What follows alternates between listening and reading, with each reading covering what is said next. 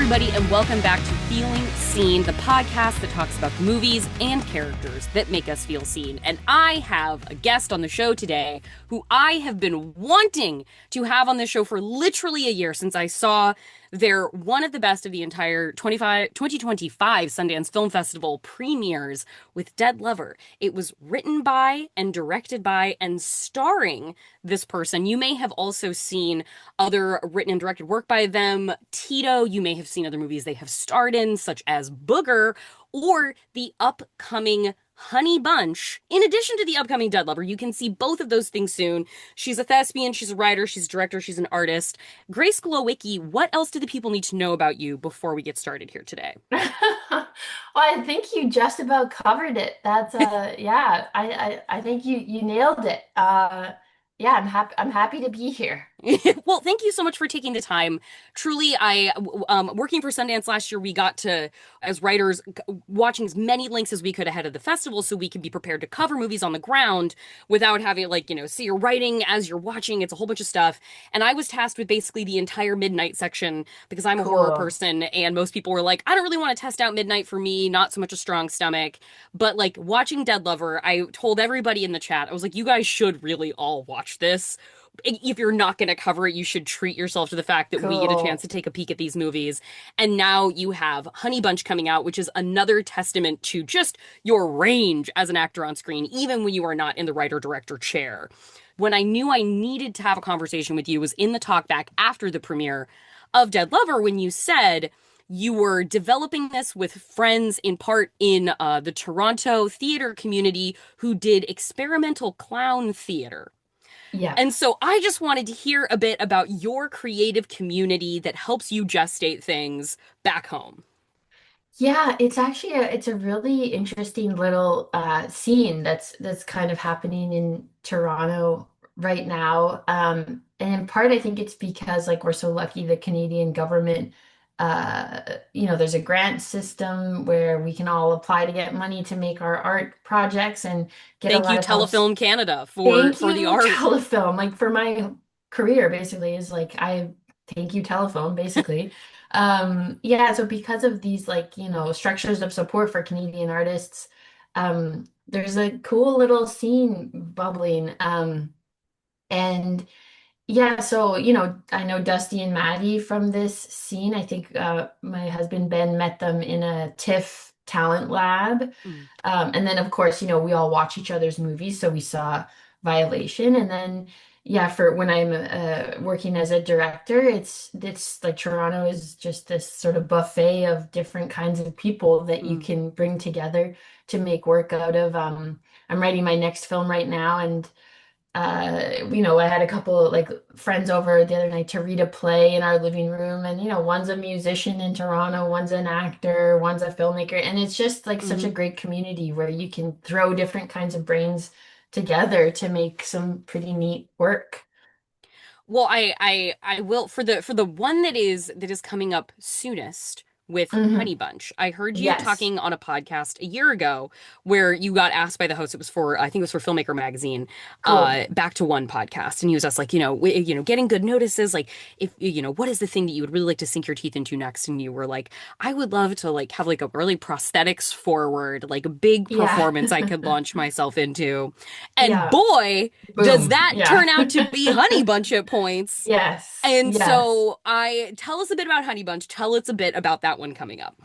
Yeah, Honey Bunch is a really interesting movie directed by Dusty and Maddie, who, like I said, did Violation, and Yes. yeah, and they're in our film community here in Toronto, and they brought this crazy idea to Ben and I, and we respect them so much and their previous work so much, so we were just thrilled that they wanted to work with us, and it's a pretty wacky movie. It keeps sort of like turning in on itself almost like you Uh-huh. think it's one thing and then it takes a hard left and you think you can relax and then it morphs into another thing. So it's I think it's yeah, I'll be really curious to see what people walk away saying about it because it also at the heart of it is this sort of this balance that Dusty and Maddie have set up about like do you agree with the morality of these characters or not? Hmm. And so I think, some people will be like, "Oh my God, this is so like morally apprehensible, and other people would be like, I totally get it. This is so romantic.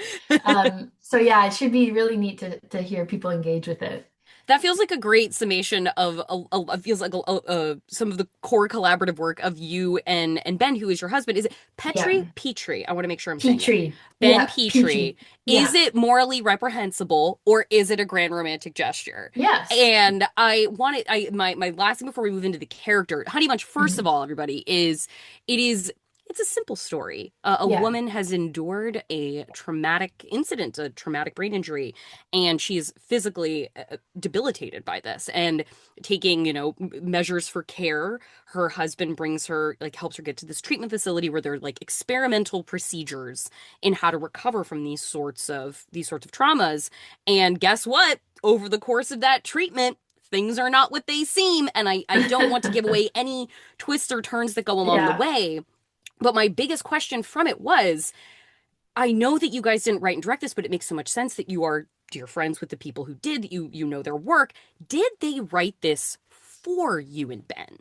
Because your guys' character, they're such a like pair bonded in this in a way that like, and Yeah. your deliveries and your connection feels so spontaneous that it's like, Hmm. listen, I'm not taking credit away from the writer directors, but it feels so almost even improvised in the moment with how Yeah. you and Ben are crackling off of each other. So I wanted to hear about, like, was this designed for you or did you just really live in it when you got there? Yeah, so I think they really did have us in mind while they were writing the project, and we had a lot of dinners with them through the process of them developing this Mm. story. So because I think they knew we were into it and we would love to play the roles, they were able to, as we got to know each other more intimately, kind of inject the script with their interpretations of us. Hmm. So yeah, it's very, very interesting because, Ben and I are normally, like you say, like in the director's seats, in the writer chair. And so we're very like in control of Hmm. the way we're presenting ourselves. So this was the first time we've kind of been interpreted by another director, Hmm. which is so interesting, right? Because there is a translation there. It's not it's it's an interpretation of Yeah. so it's really kind of curious to see how they see us, and to perform that. It always kind of feels like performance art because the Hmm. lines for me because the lines between reality and fiction are often pretty blended. Hmm. Okay, well, that honestly, that's the perfect springboard into the character that you brought to discuss, the blur between Yeah, reality and fiction, and yeah, in this case, the kind of the panic that occurs in between those lines. Barton Fink, one of the yeah. richest characters of the incredibly rich Coen Brothers universe, a movie about a man who is a playwright. Fixated on the experience of the common folk, making theater for the common people, and he is conscripted to come out to Hollywood to get paid a lot of money, which he's resistant to, but is sold on the idea that it will fund his other artistic efforts. He comes out to Hollywood in the golden age, it's 1950 sort of broadly, and he's tasked with writing what is essentially a B movie about a wrestler. And he enters into a period of catastrophic writer's block that sends him into like a dark night of the soul with strange characters popping up around him throughout. So, where do you and Barton think align, intersect, diverge? Tell me about your connection to this character, this man. Yeah, it's funny because when I got the email saying, okay, like pick a character you relate to or feel represented by, like immediately I thought of Barton Fink, but then since choosing him, like I've been finding it hard to articulate like what it is about him, and I Oh, almost think, interesting. yeah, and I almost think it's I'm not really one for plot. Mm-hmm. I don't connect that much to that aspect of films. I Mm-hmm. more like behaviors. Mm-hmm. Um, and I think really it's that I just feel so admirous of John Turturro in this character Yeah. and the way that he's playing him. He has like an equal balance of like he's both like stupid and smart. He's a narcissist and he's endearing. Like just the way he's playing it, I think is aspirational. I think I Mm. aspire to be like John Turturro's Barton Fink Mm-hmm. as an actor and a creator. Um, myself. And I realized after picking him that when I am preparing for a role or I'm writing a movie, I make character collages where I Hmm. like, go into Photoshop and I pull images from different sources and pile them together Hmm. in Photoshop to sort of show a visualization of the character I'm dreaming up. And quite often I've realized I pull John Turturro as Barton Fink's face, and I Interesting. He's use like a that. recurring character in He's these like collages. yes, like there's Wow. something about him that I just feel like he's nailing something that I'm also trying to aspire to Hmm. the point where he becomes kind of this muse for me when I'm Hmm. thinking of developing characters. It's I love him in this role. Well, there was something to when I was like listening to you in a podcast interview you had done again with Filmmaker Magazine. It there was a part where you mentioned kind of relating to the work in the way that you sort of worked therapeutically on how to yes and sort of your process if you're working with like a director who maybe doesn't Yeah, share the same like vision for a character progression as totally. you. And working toward like, okay, it's not if they want something done with a character that's different from what I think, it's an Yeah, addition to the building yeah, process. It's not a taking away. And but yes, the way you described that was you were like, it sounds like a sort of a spiritual approach to the art that you create and the work. So you feel very protective of it. And when I was very, watching yeah. Barton Fink, I was like, Hmm. that is exactly the artist that Barton is. Like there's Yeah. clearly like a divine level of sort of grip and Yeah, relationship that he has to these things that he produces and what he thinks that they can do for people. And so that seems totally. like it is making it incredibly hard for him to do his work. And so I wanted to Yes, hear that about that connection between like that beautiful sort of bloom of like that spiritual connection to something and the way that that feeds work, but also the way that that can kind of like grip onto work so tightly.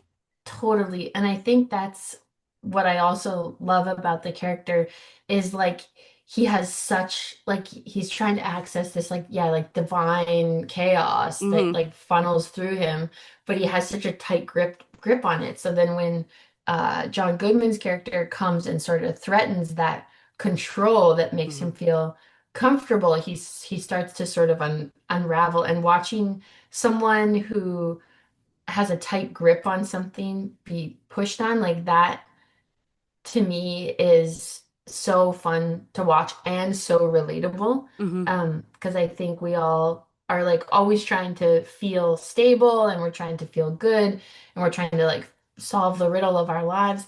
And that often is instead of surrender, we reach to control as a way to try to reach the plateaus of those things, Hmm. that stability. So there's something so charming and human just watching someone struggle with that when they're Hmm. like affronted by a character like John Goodman. And I would also think like in the first film I directed, Tito, there's a lot of similarities between these two characters and the Yeah. two characters in that film. And it's Hmm. just like, yeah, it's just like a classic, like someone is disrupting your sense of control. Hmm. And so I think that interests me because I'm trying to learn how to move from control to surrender because I think it's probably the way to go. But It's it's probably the way to difficult. go. It's probably the way to go, but like it's difficult because we're so human and it's so much more comfortable to try to control things. Well, and what is that relationship with control? Does it manifest itself in different ways or very similarly from when you're writing, directing compared to when you're acting? Because like Mhm. listening to you, like the genesis of Dead Lover is like one of Yeah, I feel like it's one of the great collaborative stories I've heard of putting any totally. movie Yeah, together. Like I've read yeah, and listened to you talk about how like you and a collection of creatives like literally talked this movie into existence yeah, for 2 years before yeah, committing anything to a page. It was like totally. the oral tradition of sharing story. So Yeah. how does that control manifest itself in those different roles that you play within a production? Yeah, that's so interesting. I think like, and I'm writing my next film in the way I wrote Dead Lover, which is very like amorphous and like open and like bringing different minds in and just like poking all these brains. But the control part comes in that I am guiding that process and I Sure. am ultimately like in the way a head writer in a writer's room would function. Like I am ultimately um picking picking things, saying yes and no, Hmm. like You're the guiding. ultimate curator. I'm kind of curating that very open, chaotic experience. So Mm-hmm. that's, I say, it's like an interesting balance of control and chaos the way that I write.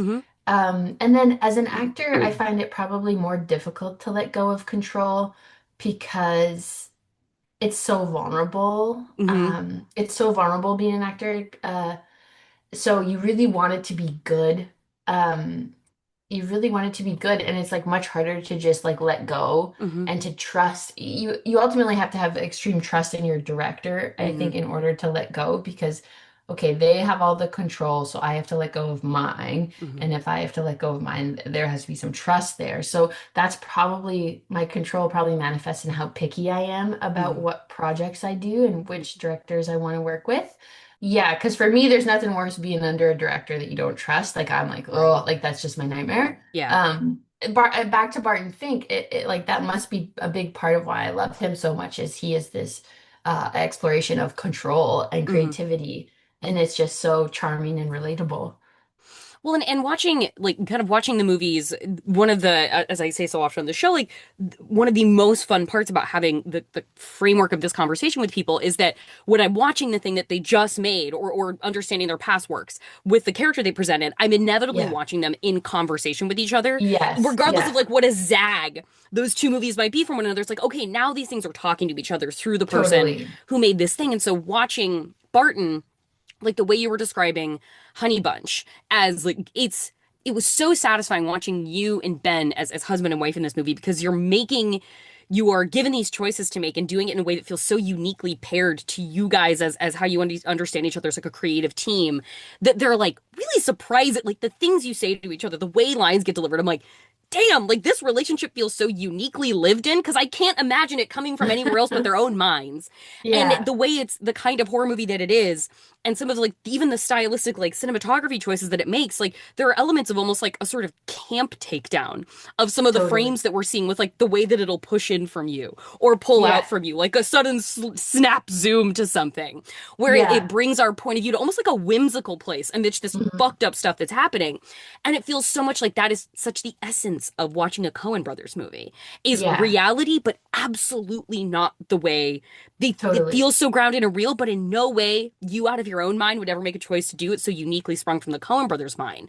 And I Yeah. wanted to hear from you about that aspect of like reality but not like Yeah. the thing that feels routine, this very like 1950s stylized, but definitely in a world where we have like pop rocks and contemporary technology and playing against sort of the underpinnings of reality to bring something kind of goofy and eccentric, and how that's such like a great sandbox for you guys. Yeah, that's the Coen brothers are like I think kind of like the top of the mountain aspirationally for me because they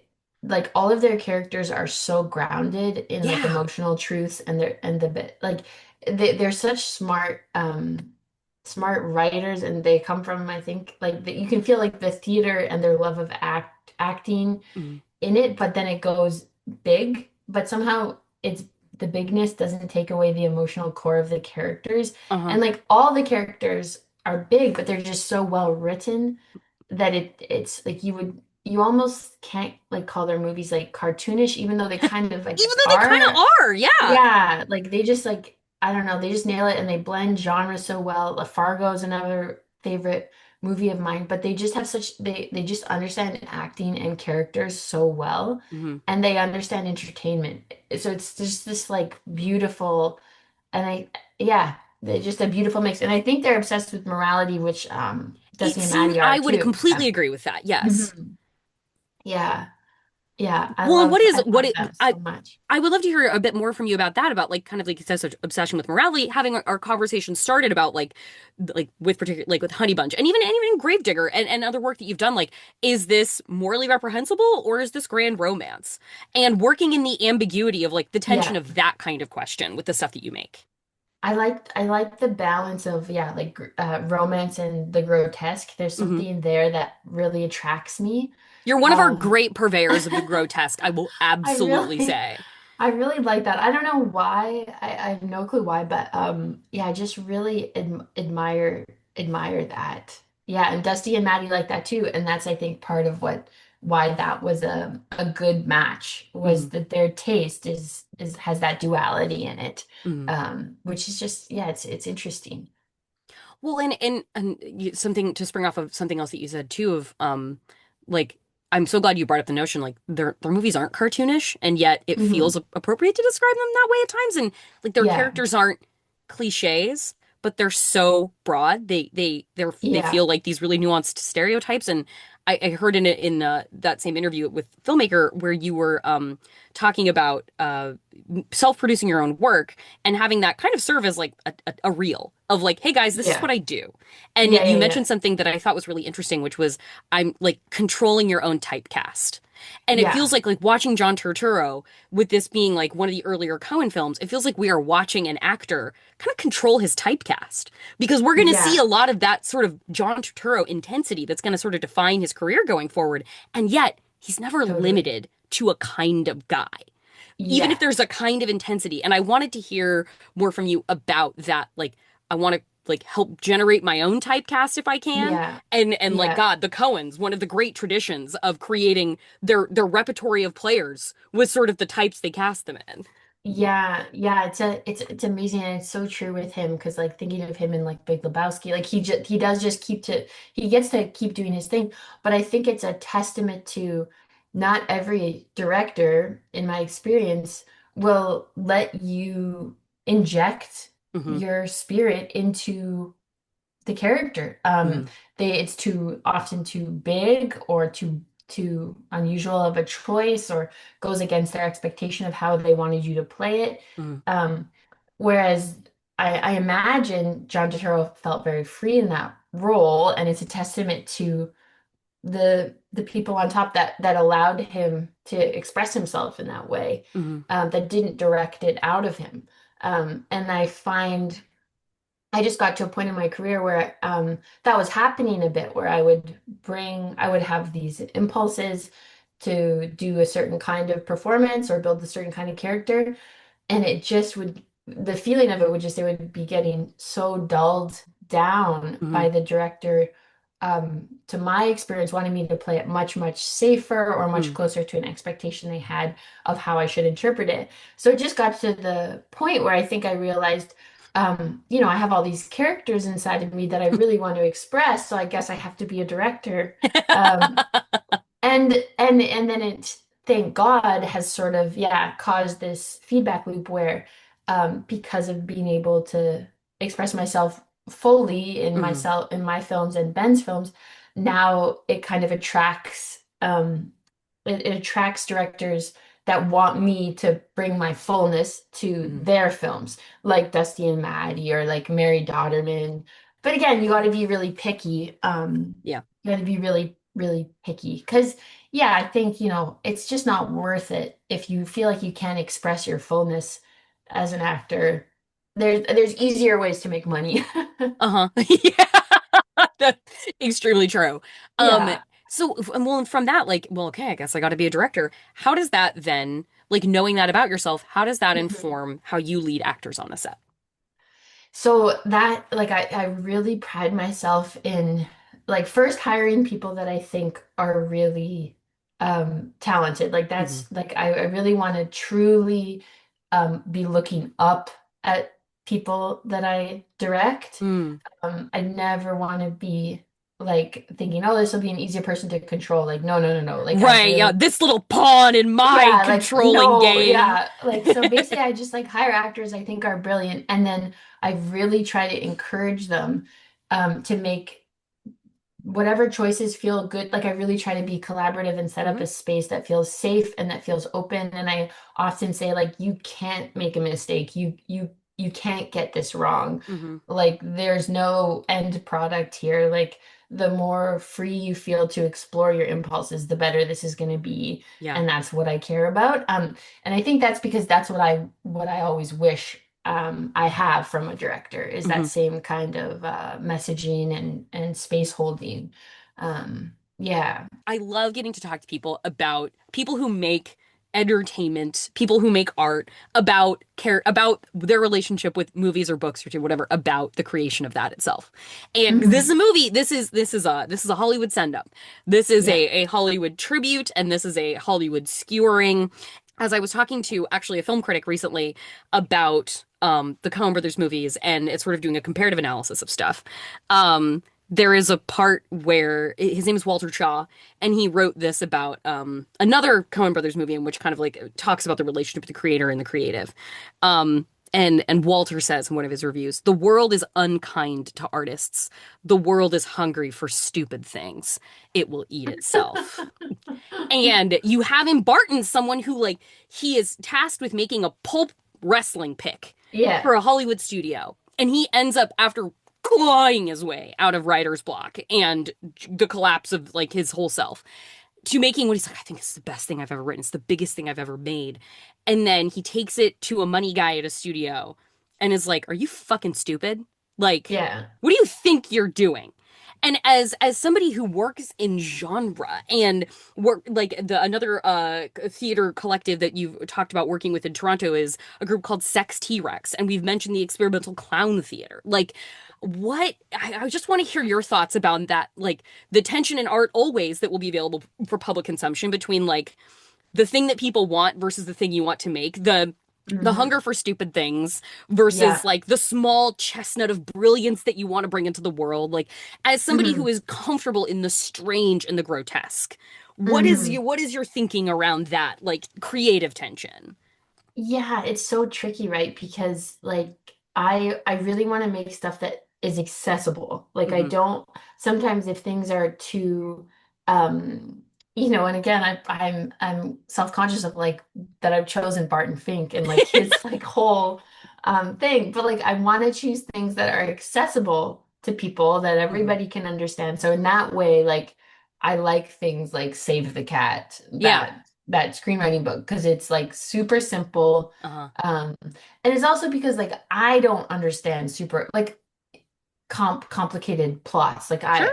I never follow the plot. I'm always asking my husband like what's happening. And I've almost like given up on even trying to follow uh plots because That feels I like just very much a kind of relationship dynamic. Me and my wife are very yeah. similar. It's periodic check-ins of like, okay, what the fuck? And I'm What's like, all right, happening? Yeah. here's what you missed on Glee, kind of thing. Totally. Yeah, I'm always so just like baffled by them. So I'm kind of like in the camp where I like things that follow like a conventional structure because it's like proven to be palatable and people can follow it and it's understandable, but I like injecting those sort of cliches and Hmm. palatable structures with kind of more wacky, Hmm. atypical thoughts. So I kind of think of it as like a Trojan horse, like Dead Lover, for example. It's like Hmm. a Trojan horse experimental film where it like follows a very classic, stupid, easy plot structure, but there's some pretty like, strange choices inside of that. Hmm. So that's kind of how I've made sense of balancing those two things. Hmm. Um, yeah, yeah, but and then there's of course the pull. You really want to make something that a lot of people can understand Sure. and can I don't know. So it's different, but then you also want to be really unique and like stand out and like so it's this like really and it's all of it's very narcissistic and very like a grandiose thinking of like oh I am this creator when Mm, really you're making these often very flawed things that are only seen yeah so again the Barton think of it all it's just hmm. like it's so the whole pursuit is kind of narcissistic and stupid but also we love stories and Hmm. some of us feel compelled to like make these movies. So yeah, it's complicated. Well, and it's such a weird time because like again, shouts out telefilm in Canada. Yeah. Here in our very capitalistic American studio system and like the difficulty of funding independent film and it's this Hmm. fucking crazy tension right now of like there Yeah. is, people bemoan the like this stupid watering down of the four quadrant blockbuster. Like everybody in China has to like it and it has to be for everybody ages 2 to 95 in the United Yeah. States, like et cetera, et cetera. And yet, we are in a post monoculture world where Hmm. there are entire networks of, like, let's say influencers, but people who Yeah. find just the niche. They find the niche that they satisfy ultimately. And even if you've Yeah. never heard of that niche could still be 10 million people. Yeah, And so it's totally. like It's a it market. Yeah. exactly. It's a climate of like wanting like how do you reach everybody, but ultimately a Mhm. climate where specialization is perhaps more Yeah. successful than ever before because algorithm piping. And I don't know, it just Yeah. it to be somebody who makes things that can feel so specialized, but obviously like a romance, like everybody can access the notion of Mhm. romance, even if the line of I knew I want to eat your poop as though it was a banana, Yeah. say in Dead Lover perhaps. And Yeah. again, big ups to Ben Petrie for the slow motion nightgown dance in Dead Lover. Yeah. I'm throwing Yeah. bits out of context, guys, so you feel really enticed to go find Dead Lover as well, in addition to Yeah. Honey Bunch. But yeah, like is there like when you're working with that like that creative community that you have around you like in Toronto, like what are your guys' conversations about? Like who are we trying to reach? Or like, who is for us or guess people will find it? Or how do we get the stuff out in the world? I don't know. I want to hear what your guys' interesting Yeah. brain trust is thinking about these things. Yeah. Yeah. It's oh yeah. Well, it's like, it's both probably uh pessimistic and optimistic. Like, I think it Yeah. oscillates where people will say things like the movies are dead Yeah. and these none of these movies are making any money, which is often the case. Hmm. Like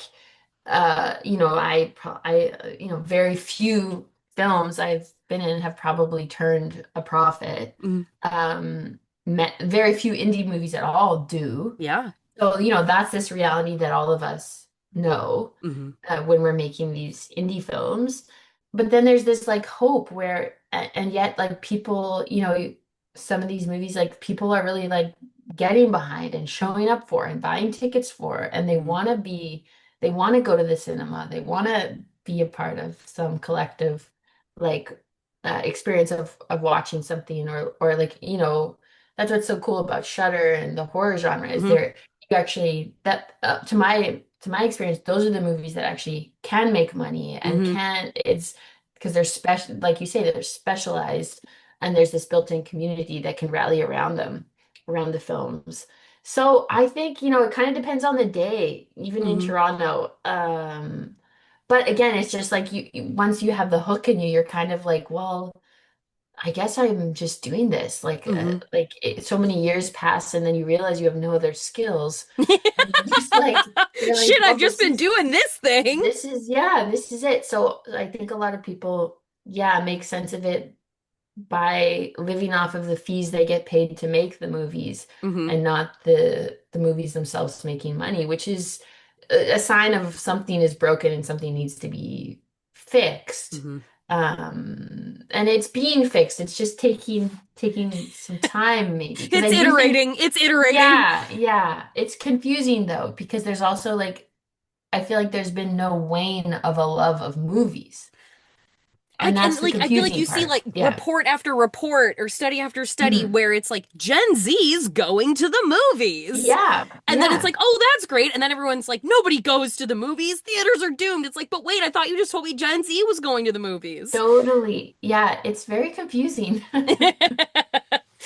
Well, and there was, watching Barton as well, and any Coen Brothers movie, it's always it reminds me of something that like Korean cinema, like new wave Korean cinema coming after like the government regime change in the late 90s. Like when the Korean film industry started to really bloom in the late 90s, early 2000s, there seemed to be this like fuck it, no rules approach of like, what if it Mhm. was comedy and melodrama and horror Mhm. and gang violence? Like, what if it was all of these things at once and we just wove them together because we said, fuck the rules, because we're Yeah. starting fresh in a way. And you watch the Coen brothers and Barton Fink is there are some elements of romance in it. It's effectively it's kind of like a satirical comedy, but like everything they do, it's also dark and upsetting and uncomfortable. And there's like violent murder at one point. And then Yeah. watching things that you make, there are these genre like melting pot aspects where it kind of like it bandies you about from one feeling to the next. Where that like Mhm. where do I sit morally in this? And like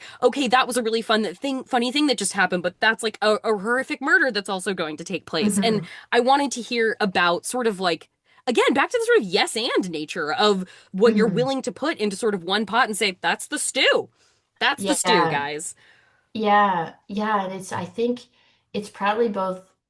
on some level born out of like necessity of feeling like you need those things in order to have something be noticed. Hmm. Um, but then also, yeah, this like a more artistic desire to break the binaries of, genre or what performance can be, and just wanting to, yeah, kind of make a new cinema, kind of. Well, Yeah. not new, 'cause it doesn't feel new, but yeah,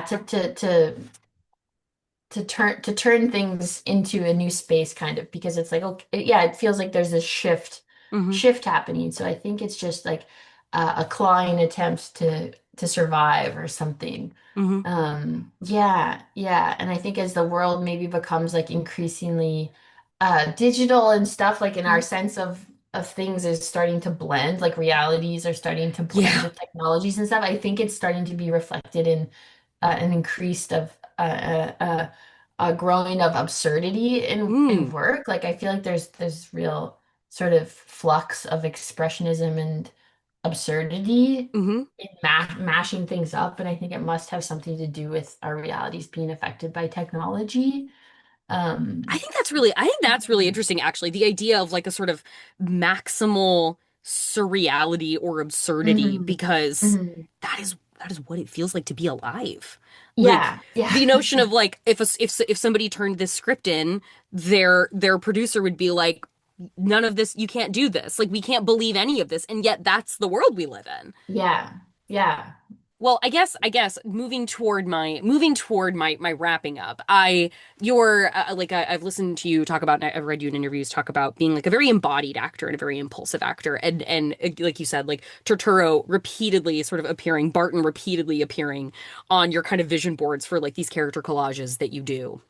And I want to just hear about like the physical process of performance for you. Where does Mhm. that come in? Like where is that in like character genesis from you?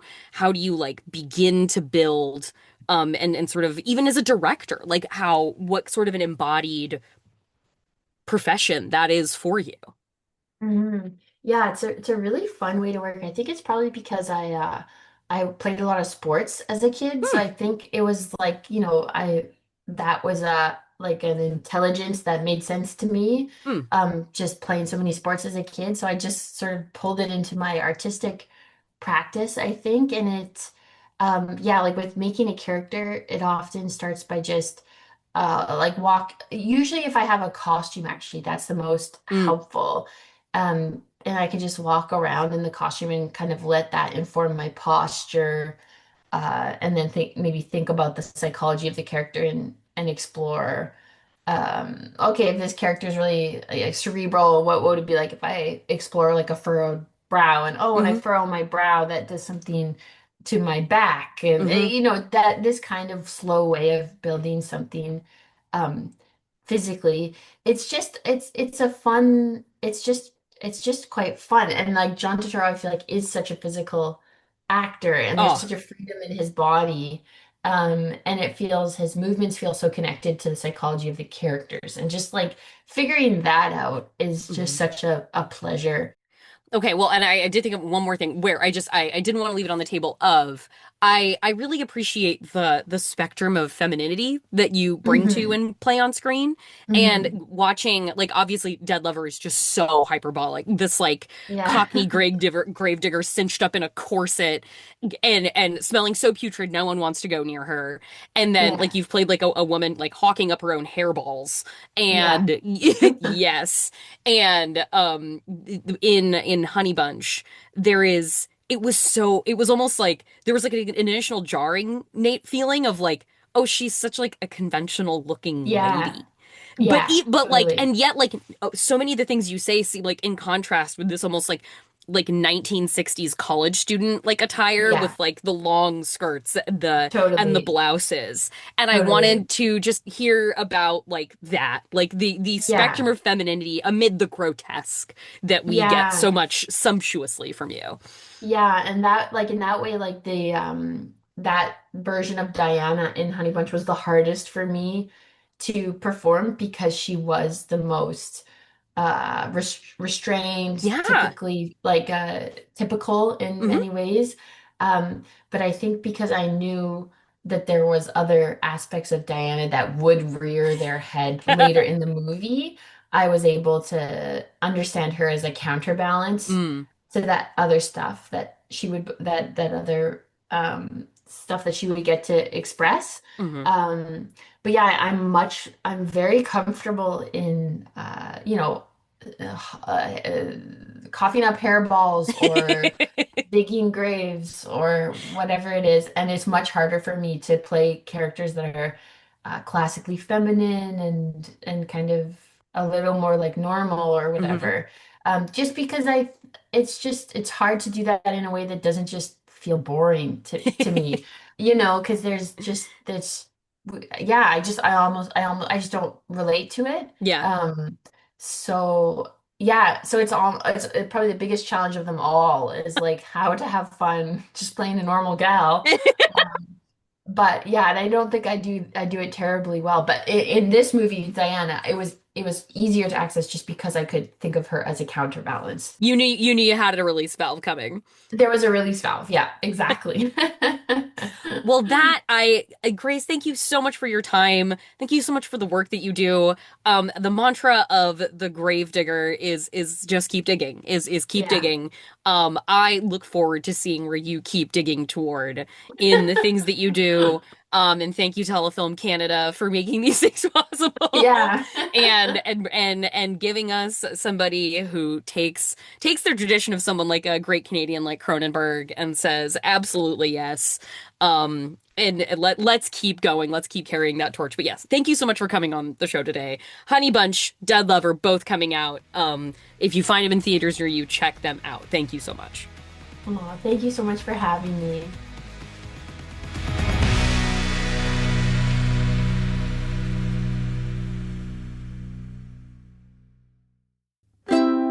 Maximum Fun. A worker-owned network of artist-owned shows. Supported directly by you.